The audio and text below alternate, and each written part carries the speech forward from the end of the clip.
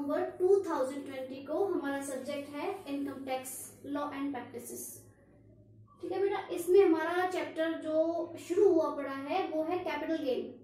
ठीक है, capital gain fourth head है। कल आपको बताया था, पांचों हेड्स आपको बताए थे, salary income, house property income, business and profession income and fourth हमारा कैपिटल गेन इनकम। ठीक है, तो कैपिटल गेन के बारे में कल आपको बताया था, उसकी इंडेक्सिंग भी आपको बताई थी, इंडेक्सिंग क्यों होती है ये बताई थी, उसके रूल्स बताए थे।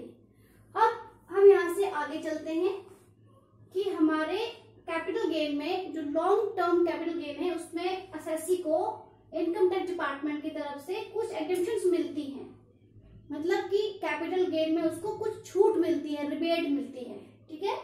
तो उन्हीं के बारे में आपको बता रहे हैं, क्योंकि जो हमारा सम आएगा उसमें से ये एग्जेम्पशन लेस करनी होती है, तभी इसके आपको आंसर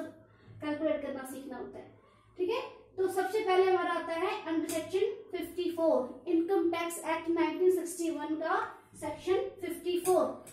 तो सेक्शन 54 के अकॉर्डिंग इसको एसएससी जो होता है उसको लॉन्ग टर्म कैपिटल गेन पर कुछ एग्जेम्पशन मिलती है। वो जो एग्जेम्पशन है वो रेजिडेंशियल हाउस से रिलेटेड है कि अगर एसएससी अपने रेजिडेंशियल हाउस को सेल करता है, ठीक है, ट्रांसफर करता है, सेल करता है, तो उसको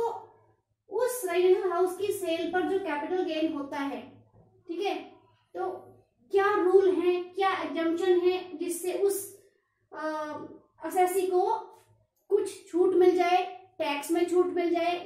ठीक है, तो उसके लिए सेक्शन 54 यूज होता है। तो capital gain on sale of residential house, अगर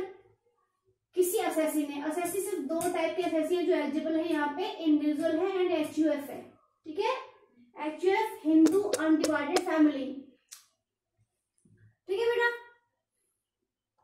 तो उसके बाद जो हमारा इंडिविजुअल है, हमारा जो एसएससी है, उसको क्या मिलेगी, यहाँ पे एग्जेम्पशन मिलेगी कि अगर वो अपना रेजिडेंशियल हाउस, रेजिडेंशियल का मतलब जिसमें वो खुद रहता है, उसकी फैमिली रहती है, उस रेजिडेंशियल हाउस प्रॉपर्टी को सेल करता है, तो उसको जो कैपिटल गेन होता है उस पे अंडर सेक्शन 54 के अकॉर्डिंग उसको कुछ एग्जेम्पशन मिलती है। उसकी कंडीशन देखो क्या है। कंडीशन फर्स्ट है transfer of residential house and invest this money into purchase of a new house with in 1 year before और 2 ईयर आफ्टर सेल। ठीक है, तो पहली कंडीशन क्या है कि अगर एसएससी अपने रेजिडेंशियल हाउस को ट्रांसफर का मतलब सेल करता है एंड उससे जो कैपिटल गेन होता है उस मनी को इन्वेस्ट कर देता है एक नए रेजिडेंशियल हाउस में, मतलब एक रेजिडेंशियल हाउस सेल करके वो एक नया रेजिडेंशियल हाउस ही खरीदता है। और कब खरीदता है, टाइम पीरियड देखो, विद इन 1 ईयर बिफोर और 2 ईयर आफ्टर सेल। ठीक है, ये केस है परचेज वाला कि अगर एसएससी अपने पुराने घर को सेल करके नया घर अगर बना बनाया खरीदता है, परचेज वाला केस है। ठीक है, और कब खरीदता है, जो उसकी सेल डेट है उसके 1 साल पहले, यानी कि सेल करने से 1 साल पहले वो कोई नया घर खरीद लेता है, या सेल करने के 2 साल के अंदर अंदर, 2 साल के पीरियड में अगर वो एक नया घर बनवा लेता है। समझ रहे हो ना, तो ये था परचेज करना। दूसरा है कंस्ट्रक्शन। अब कंस्ट्रक्शन में कुछ टाइम लगता है, चाहे 1 साल 2 साल लग जाते हैं घर बनवाने में, इसीलिए गवर्नमेंट ने, इनकम टैक्स ने उसको ये भी एक रिबेट दिया है कि अगर एसएससी कोई बना बनाया घर नहीं खरीदता है और उसको प्लॉट वगैरह लेके बनवाता है, तो उसमें उसके लिए उसको 3 ईयर की इन्होंने टाइम पीरियड दिया है कि भाई पुराना घर सेल करके, पुराना रेजिडेंशियल हाउस सेल करके वो 3 ईयर्स की डेट में या सेल के 3 ईयर के पीरियड में अगर वो नया घर खरीद लेता है तो ही उसको ये एग्जेम्पशन मिलेगी। समझ गए? ठीक है, एक तो ये कंडीशन होगी। दूसरी कंडीशन क्या है कि अगर कोई एसएससी सेल के 1 साल पहले, ठीक है, या 3 साल के अंदर अगर वो कोई नया घर नहीं खरीद पाता है, तो भी उसके पास एक ऑप्शन और है। वो ऑप्शन क्या है, देखो, if such investment, such investment का मतलब ये वाली इन्वेस्टमेंट कि अगर वो किसी नए घर में इन्वेस्ट नहीं कर पाता है इस मनी को, तो उसके बारे में बात हो रही है। If such investment is not before the date of filing of return of income, ठीक है, कि भाई इस इन्वेस्टमेंट को अगर वो उस प्रीवियस ईयर के जो date of filing of return है, यानी कि जिस डेट को उसने अपनी रिटर्न फाइल करनी है उस डेट तक अगर वो उस पैसे को इस नए घर में इन्वेस्ट नहीं कर पाता है, then this entire capital gain to be deposited into capital gain deposit scheme. एक स्कीम और है, इसको हम शॉर्ट में बोलते हैं कैपिटल गेन डिपॉजिट स्कीम। ये गवर्नमेंट ने एक स्कीम दी है, ठीक है। कौन सी स्कीम है, देखो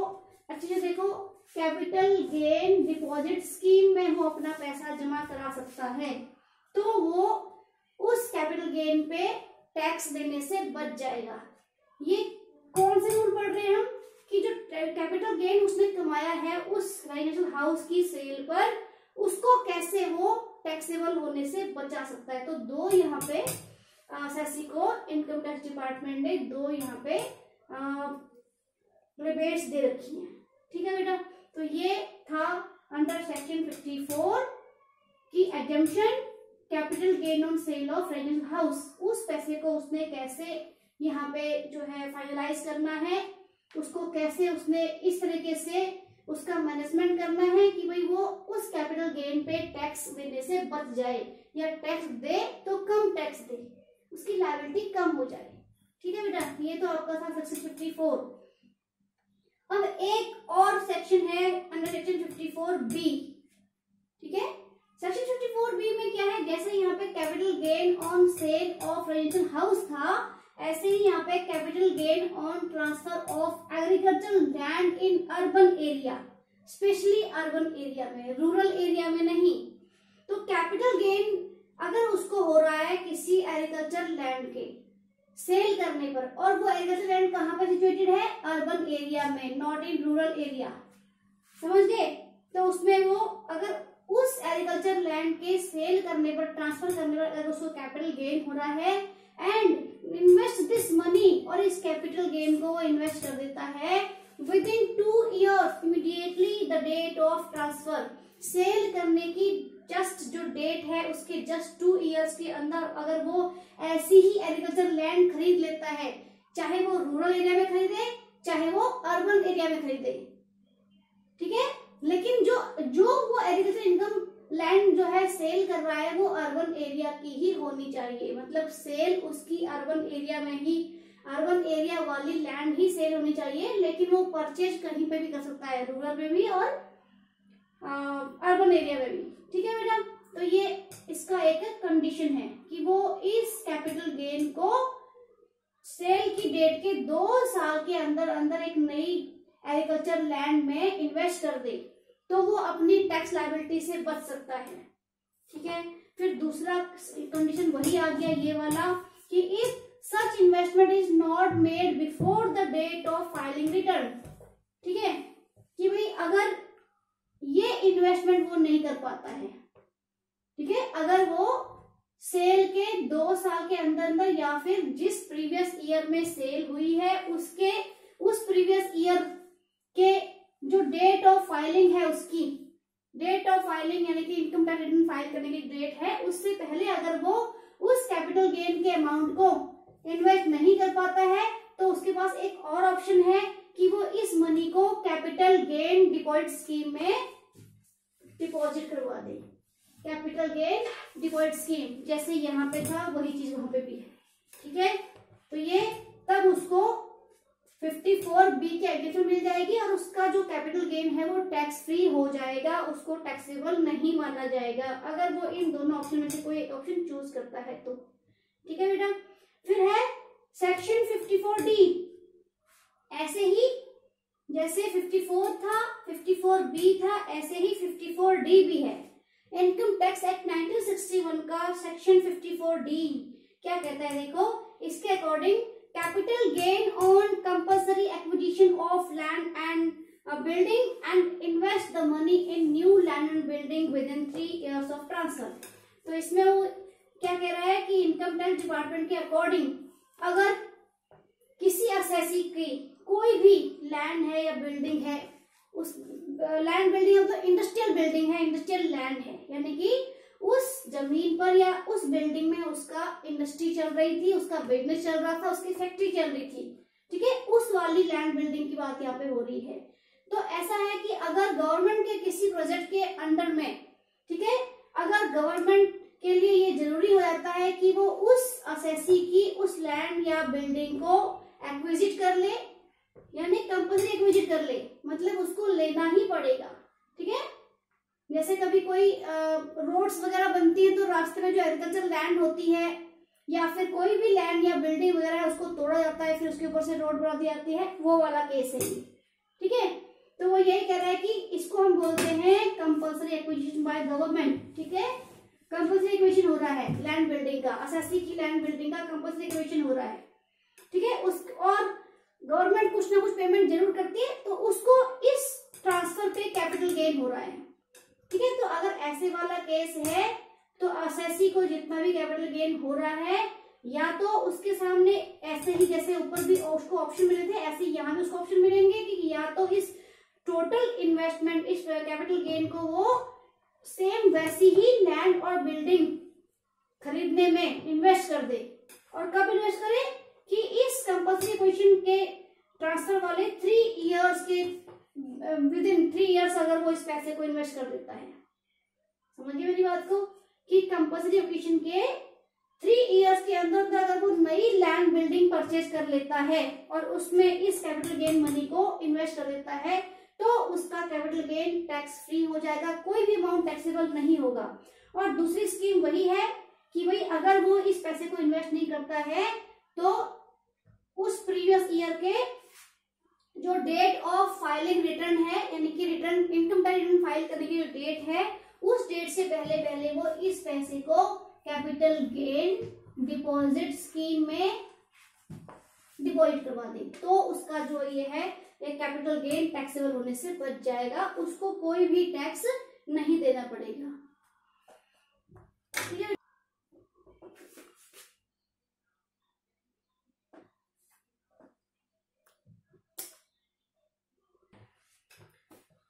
हाँ तो बेटा इसके अगला जो एग्जाम्पशन है वो है under section 54 EC, income tax act 1961 का सेक्शन 54 EC, ठीक है। तो देखो ये किस पे मिलता है, capital gain on transfer of land and building और बोथ, मतलब कि अगर असेसी अपनी किसी लैंड या अपनी किसी बिल्डिंग को या फिर दोनों को सेल कर रहा है और उसमें उसको कैपिटल गेन हुआ है, ठीक है, and invest this money on specified bonds within 6 months from the date of transfer, ठीक है। और इस कैपिटल गेन की मनी को वो इन्वेस्ट कर देता है कुछ स्पेसिफाइड बॉन्ड्स में, जैसे यूटीआई की यूनिट्स हैं, ठीक है, यूनिट्स में या फिर स्पेसिफाइड बॉन्ड्स में अगर वो उसको जो है इन्वेस्ट कर रहा है। और कब इन्वेस्ट कर रहा है, टाइम पीरियड क्या है उसका कि जो ट्रांसफर डेट है उसके 6 महीने के अंदर अंदर वो इन बॉन्ड्स को खरीद लेता है। अब ये देखो ये बॉन्ड्स कौन से हैं, ये बॉन्ड्स हैं स्पेसिफाइड बॉन्ड्स हैं। अगर जो असेसी है इस पैसे से, इस कैपिटल गेन की मनी से national highway authority of India NHAI इस कंपनी के अगर बॉन्ड खरीदता है, ये प्योरली गवर्नमेंट कंपनी है, ठीक है, तो national highway authority of India के बॉन्ड्स खरीद लेता है, ठीक है। एंड सेकंड, अगर वो रूरल इलेक्ट्रिफिकेशन कॉर्पोरेशन लिमिटेड इस कंपनी के अगर वो बॉन्ड्स खरीदता है, मतलब कि वो इस पैसे को इन दोनों में से किसी एक बॉन्ड में या दोनों में ही इन्वेस्ट कर देता है, तो उसका जो कैपिटल गेन होगा वो टैक्स फ्री हो जाएगा, ठीक है। एक और कंडीशन ये है कि इन बॉन्ड्स को खरीदने के, इन बॉन्ड्स को परचेज करने के 5 ईयर से पहले वो उनको ना तो सेल करेगा, ना ही उनकी सिक्योरिटी पर कोई लोन, बैंक लोन वगैरह रेज करेगा। तो ये इसका लॉक इन पीरियड है, किसका, इन बॉन्ड्स का, समझ गए। तो 54 EC का एग्जम्पशन कब मिलता है कि जब असेसी अपने किसी लैंड या किसी बिल्डिंग को या दोनों को ही सेल करता है और इस मनी को इन्वेस्ट कर देता है स्पेसिफाइड बॉन्ड्स में। वो स्पेसिफाइड बॉन्ड्स ये हैं, national highway authority of India and rural electrification corporation limited, ठीक है। इन दोनों कंपनीज के बॉन्ड्स में अगर वो इस कैपिटल गेन को जो है यहाँ पे इन्वेस्ट कर रहा है, और कब कर रहा है, 6 मंथ्स के टाइम पीरियड में कर रहा है, ठीक है। तो उसको ये कैपिटल गेन उसका बिल्कुल एग्जेम्प्ट हो जाएगा, उसमें कोई टैक्स नहीं लगेगा। दूसरा क्या है कि अंडर सेक्शन 54EE, अब जो हमारा अगला एग्जेम्पशन आ रहा है वो है अंडर सेक्शन 54EE, यानी इनकम टैक्स एक्ट 1961 का सेक्शन 54EE, ठीक है। Capital gain on transfer of any long term capital asset, ठीक है, यानी कि कोई भी लॉन्ग टर्म कैपिटल एसेट उसने ट्रांसफर की है, समझ गए, असेसी ने कोई भी लॉन्ग टर्म कैपिटल गेन, जो मैं तुम्हें अभी पिछले कल की वीडियो में बताया था कि ये सारे जैसे plant, machinery, furniture, land building, residential house, shop, jewellery, कुछ भी उसने सेल किया है और उस पर जो कैपिटल गेन हुआ है, ठीक है, साथ ही वो उस कैपिटल गेन को इन्वेस्ट कर देता है in notified units of specified funds, जैसे अपना यूटीआई की यूनिट्स होती हैं, म्यूचुअल फंड्स की यूनिट्स होती हैं। अगर इन यूनिट्स को खरीद लेता है, किसी भी लॉन्ग टर्म कैपिटल एसेट को सेल करके उस पैसे से, उसका जो कैपिटल गेन है उस पैसे से वो किसी भी म्यूचुअल फंड के, किसी यूटीआई के नोटिफाइड यूनिट्स को परचेज कर लेता है सेल करने के 6 महीने के अंदर अंदर, तब जाके उसको ये जो है ये एग्जेम्पशन मिलेगी। उसका ये जो पार्ट है पूरा कैपिटल गेन, ये पूरा टैक्स फ्री हो जाएगा, ठीक है। और लास्ट हमारा है अंडर सेक्शन 54F, ये सबसे इम्पोर्टेंट हमारा एग्जेम्पशन है, क्योंकि सब में ज्यादातर यही चीज पूछते हैं, ठीक है। तो देखो ये 54F की छूट कब मिलेगी हमको, capital on transfer of any long term capital asset other than residential house, ठीक है, कि भाई यहाँ पे क्या था कि भाई वो capital gain on transfer of any long capital asset, इसमें कोई कंडीशन नहीं थी, लेकिन इसमें रेजिडेंशियल हाउस के अलावा, ठीक है, इसके अलावा कोई भी long term capital asset sale कर रहा है, मतलब कि सेल हमारी रेजिडेंशियल हाउस की नहीं होनी चाहिए। अगर असेसी को ये 54F की एग्जेम्पशन क्लेम करनी है तो उसको कोई भी लॉन्ग टर्म जो उसने कैपिटल एसेट उसने सेल किया है उस पे उसको कैपिटल गेन होना चाहिए, एंड इस मनी को इन्वेस्ट करे एक नया घर खरीदने में या बनवाने में। मतलब कि रेजिडेंशियल हाउस के अलावा कोई भी प्रॉपर्टी, कोई भी लैंड, कोई भी बिल्डिंग, ठीक है, जो रेजिडेंशियल नहीं है, कोई फर्नीचर, कोई प्लांट मशीनरी, कोई ज्वेलरी, शॉप, शेयर्स, कुछ भी बेच के, ठीक है, वो क्या कर रहा है, वो उस पैसे से एक घर खरीद रहा है, और शर्त यह है कि इंडिया में उसका कोई दूसरा घर नहीं होना चाहिए, समझ गए, तब उसको ये 54F की एग्जेम्पशन मिलेगी। अगर असेसी ऐसा नहीं कर पाता है तो वो दूसरा ऑप्शन भी उसके पास है कि वो इस मनी को कैपिटल गेन डिपॉजिट स्कीम में डिपॉजिट करवा दे किसी बैंक में, तो वो अपनी इस कैपिटल गेन से बच सकता है, उसको इस पे टैक्स लायबिलिटी फ्री हो जाएगी। तो अमाउंट ऑफ एग्जेम्पशन देखो यहाँ पे भी, क्योंकि कोई भी बहुत सारी लॉन्ग टर्म एसेट को सेल करके भी वो उन सारे पैसे से एक रेजिडेंशियल हाउस खरीद सकता है, कि माना उसने ज्वेलरी भी बेची है